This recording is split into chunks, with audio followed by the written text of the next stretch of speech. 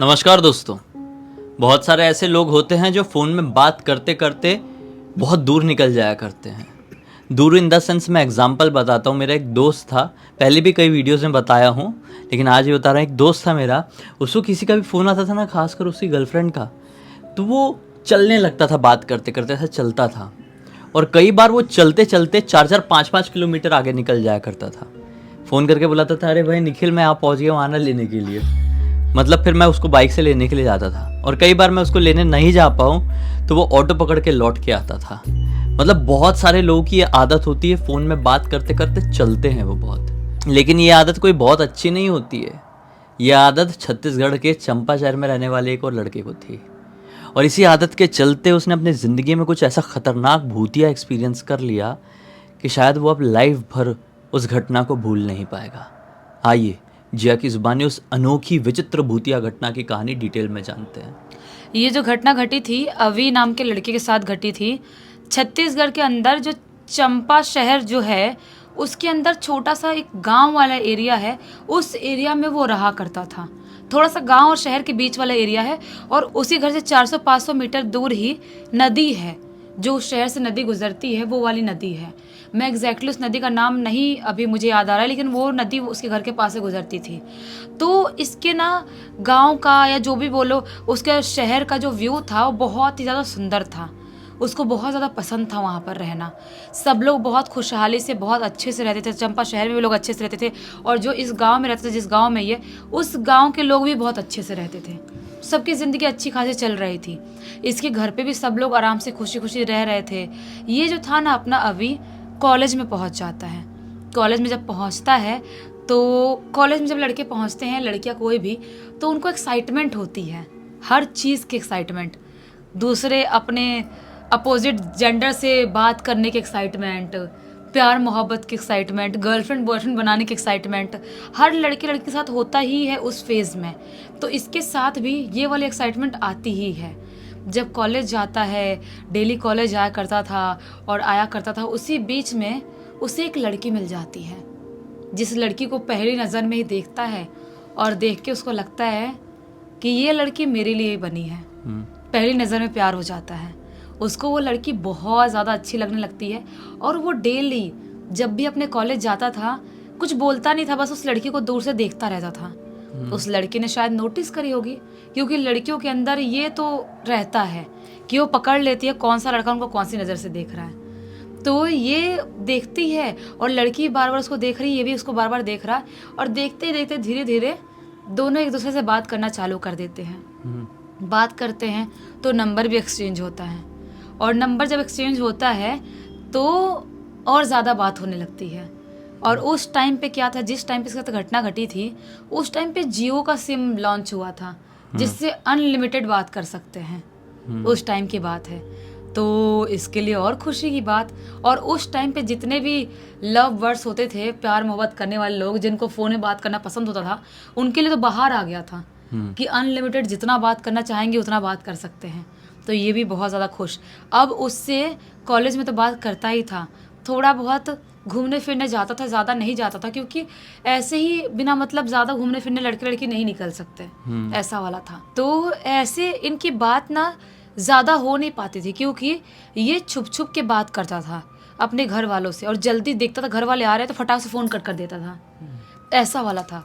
लेकिन उसने एक तोड़ निकाल लिया। उसने क्या तोड़ निकाला कि जब घर वाले खाना वाना खा के सो जाएंगे, अगर उसके बाद में बात करना स्टार्ट करता हूँ तो फिर तो कोई देखने वाला भी नहीं है, रोकने टोकने वाला भी नहीं है, किसी को पता भी नहीं चलेगा। और इसके घर वाले लोग 10 बजे तक तो खाना वाना खा के सोने चले ही जाते थे कैसे भी, और 10 बजे तक लगभग सबको नींद आ ही जाती थी। तो इसने 10 बजे के बाद अपनी गर्लफ्रेंड को फ़ोन करना चालू कर दिया।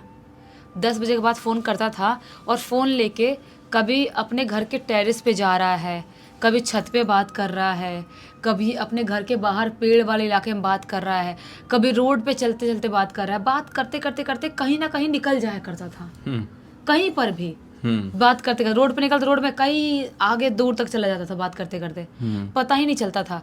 जब उसकी गर्लफ्रेंड बोलती दूसरी तरफ से कि अब सोने का टाइम हो गया है, नींद आ रही है, तब वो फ़ोन रखती थी तो वापस आता था, ऐसा वाला था। ऐसे ही कई बार बात करते करते ये जो उसके घर के पास में नदी थी, 400-500 मीटर ही थी, उस नदी के पास भी कई बार जाया करता था, लेकिन एक राउंड मार के वापस आ जाया करता था। वैसे ही एक दिन रात के करीब 10:30-11 बजे करीब, उस दिन घर वाले लेट सोते हैं, संडे का दिन था, लेट सोते हैं।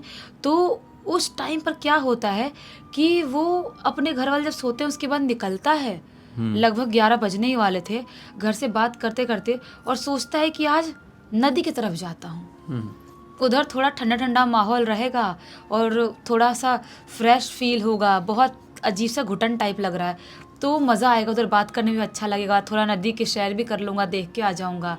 और वैसे भी इसके जो भी घर के पास में रहने वाले लोग थे, वो नदी की तरफ टहलने घूमने जाते ही थे, और बहुत सारे लोग जिनको बाथरूम यूज़ नहीं करना है, वो 2 नंबर करने भी कई बार जाया करते थे, ऐसा वाला भी था। तो उसको 1-2 लोग जाते जाते दिखाई देते हैं, जब वो नदी की तरफ निकलता है तब 1-2 लोग दिखे, पहचान गए, स्माइल कर दिया, बात करते करते करते नदी के पास पहुंच गया, और वहाँ पर बैठ के बात करना चालू कर देता है। कैसा था, नदी को ना सीढ़ियों से बनाया था, सीढ़ियाँ ऐसे थी, और सीढ़ी से उतरते हुए लोग नीचे जाते थे, जिनको नहाना है वो नहाएंगे, जिनको कपड़े धोना कपड़े धोएंगे, और वो वापस ऐसे सीढ़ियों से चढ़ते हुए आएंगे।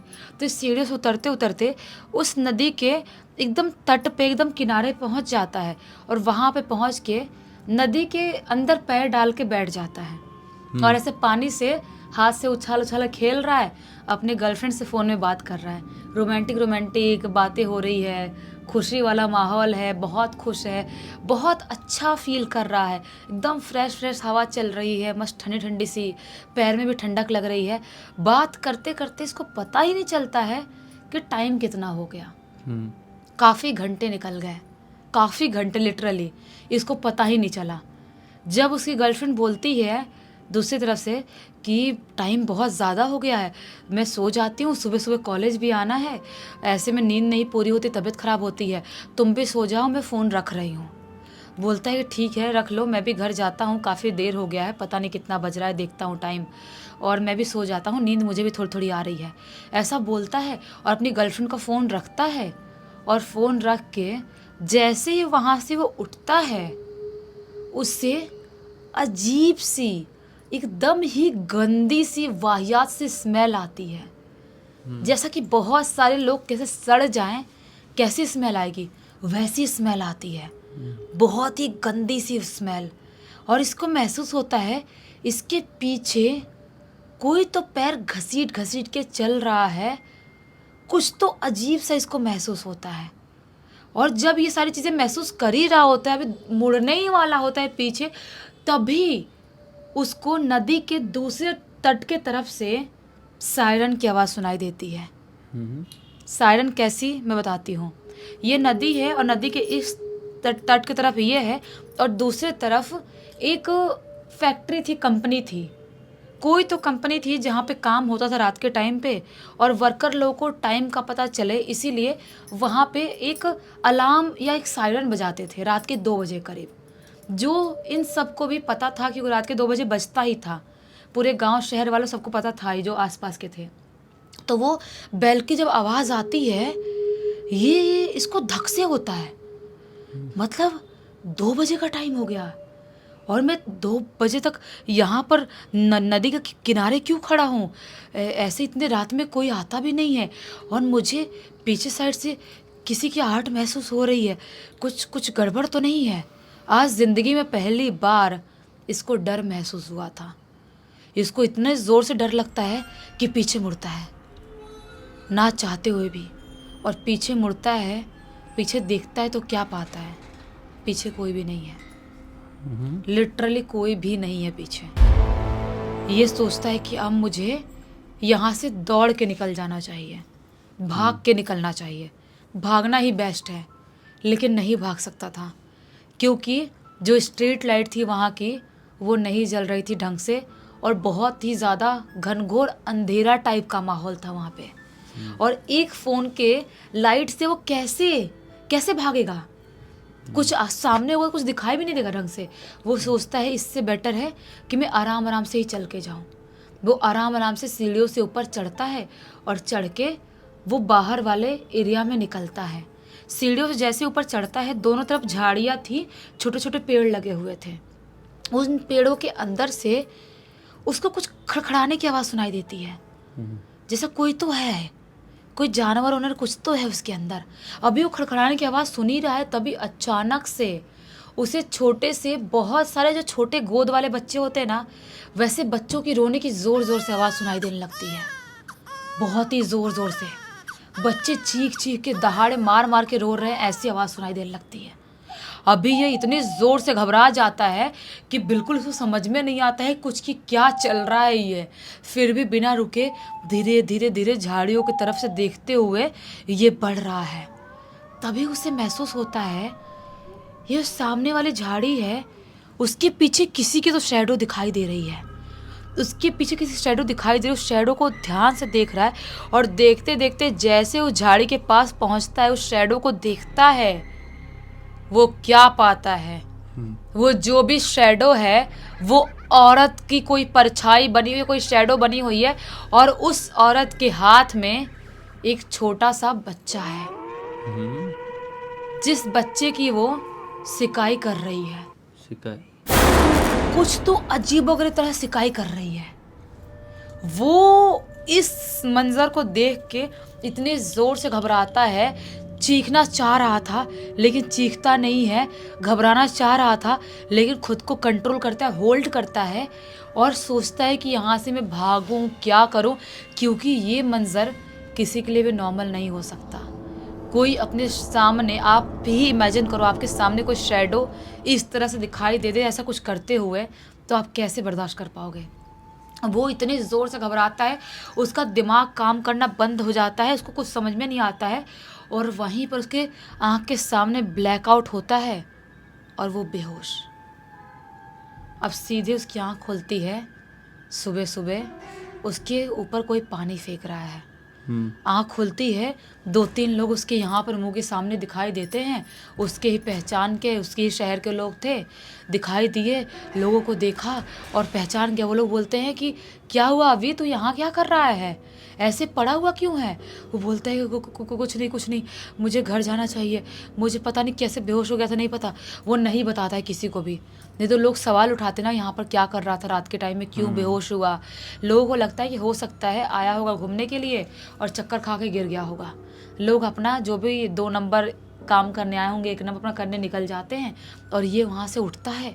पूरे शरीर में एक अजीब सी कमज़ोरी महसूस हो रही थी, जैसा इसको किसी ने चूस लिया हो अंदर से, इतनी कमज़ोरी महसूस हो रही थी। वो धीरे धीरे करते करते अपने घर आता है और घर आके बिना किसी से कुछ बात किए सो जाता है। 4-5 बजे करीब सुबह की बात हो गई है, तो ज़्यादा लोग उठे हुए नहीं थे, सो गया।